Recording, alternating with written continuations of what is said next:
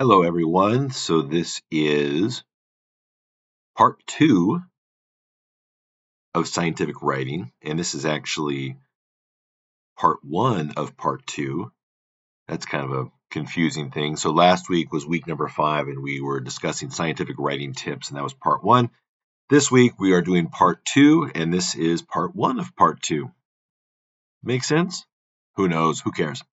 All right, so in this lecture and in the next one, we're going to be exploring some different tips, things to do or not to do when writing your paper.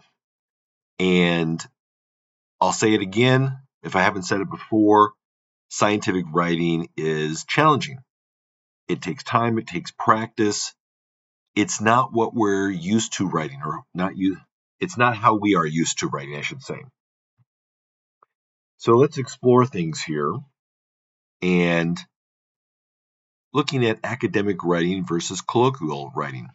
So colloquial refers to a style of writing that is conversational in nature. Academic avoids conversational language. It embraces a professional, analytical tone instead. The goal is to use precise language, avoid language which you may be unfamiliar with.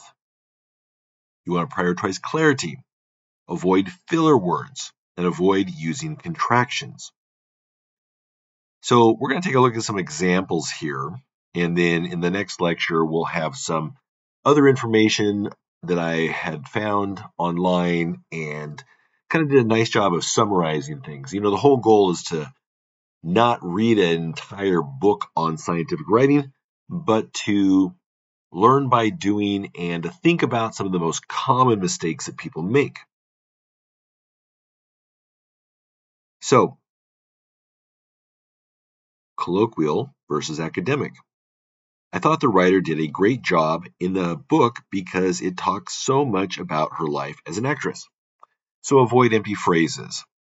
Did a great job. Well, within a scientific paper, what does great mean? How do we quantify that?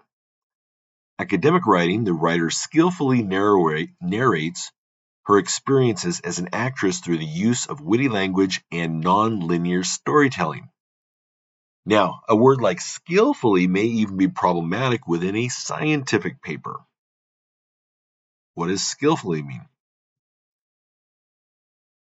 Avoid impolite assessments or hasty generalizations. So, for example, but frankly, I cannot believe she got to meet all the people she said she did. She must be making the whole book up. A way to make that nice, because she does not provide many details about the famous people she met, the reliability of her stories is questionable. Avoid conversational expressions, things like frankly, got, making the whole book up, and contractions like can't and don't. And then we see the examples there. Avoid language you can't define. That's very important. How do you quantify something?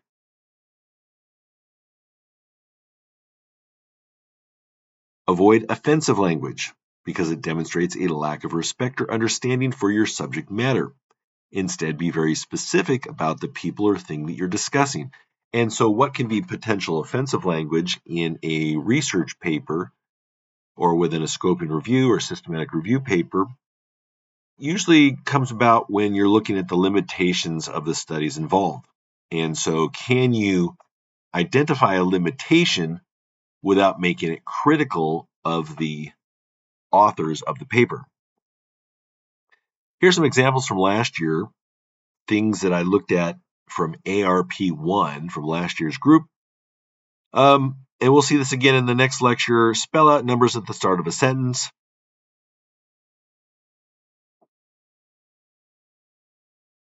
Numbers below 10 should be spelled out. Avoid using the word above. We think about things when we're writing on a Word document that something that came before is above, but it's not above. It's aforementioned.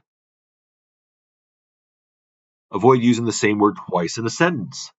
That can be tricky sometimes. Avoid unnecessary phrases. So example, the article by Racine et al. Discussed the findings. Both the article by and discuss the findings should be revised. So Racine et al. Found the administration of a single dose of the drug was effective at reducing symptoms in a population of. So we're trying to be specific. Doesn't need to be the article by Racine, just Racine et al. And don't need to talk about discussing their findings, just go ahead and do it. Avoid unnecessary words. It was thus concluded. Just make it was concluded. Capitalization of medical diagnoses. Usually no.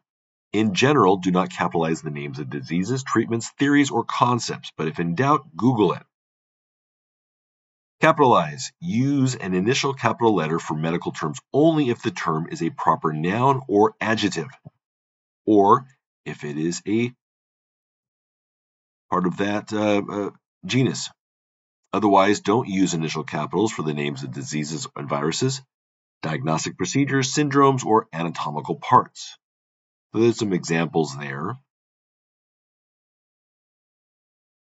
Abbreviations. Spell out first, then use that abbreviation throughout. Try to avoid abbreviations that are not common. What does the word mean? For example, in parentheses there is a diagnosis. You can put in any diagnosis there. Diagnosis is something that up to 15% of people experience and can. So what does something mean? That is that kind of conversational writing. Instead, this diagnosis is experienced by 15% of. Or here's another way to revise things. Healthy People 2030 places a particular focus on an initiative for early, and instead, Healthy People 2030 has listed an objective to increase early screening. Here's some other examples of conversational forms of writing. These things should be avoided. All right, this was a very short one. The next one is around 18 or so minutes.